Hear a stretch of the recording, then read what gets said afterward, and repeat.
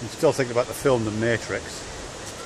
And I'm kind of thinking of it a bit like crossed with another film called The Last Temptation of Christ, which was a Martin Scorsese film about the life of Jesus Christ.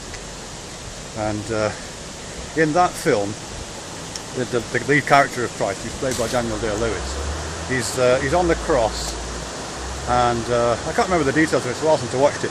But anyway, somehow he gets taken off the cross, and he lives a life. He lives a life with Mary Magdalene.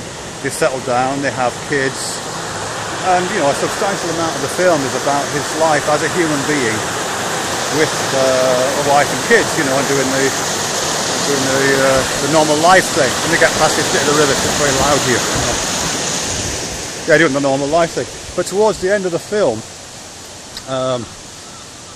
we realise that this has all been a kind of dream, a kind of virtual experience, and Satan has been tempting Christ with real life, and he's faced with this choice of either he can stay in this world with Mary and his family and live life as a human being, or he can relinquish Satan and all his works, which is what he does.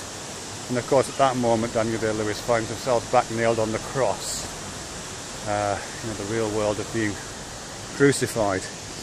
And it's a fascinating moment, because of course the large part of the film you've invested as a viewer, you've invested into the fiction.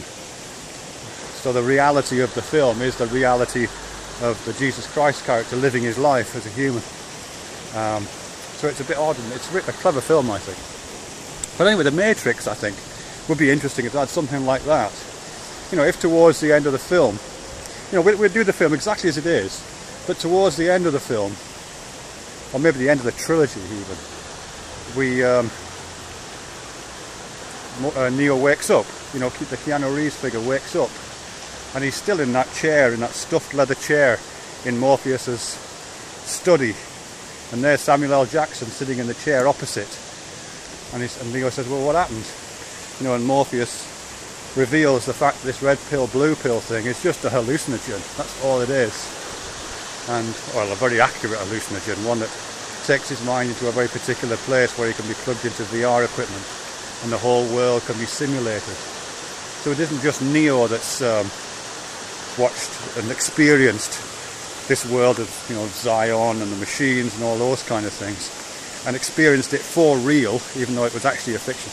We as the viewer have also experienced that, and it's only at that point that that Morpheus says, okay, so that's what it's like. Now these are the real pills. Do you really want to do it?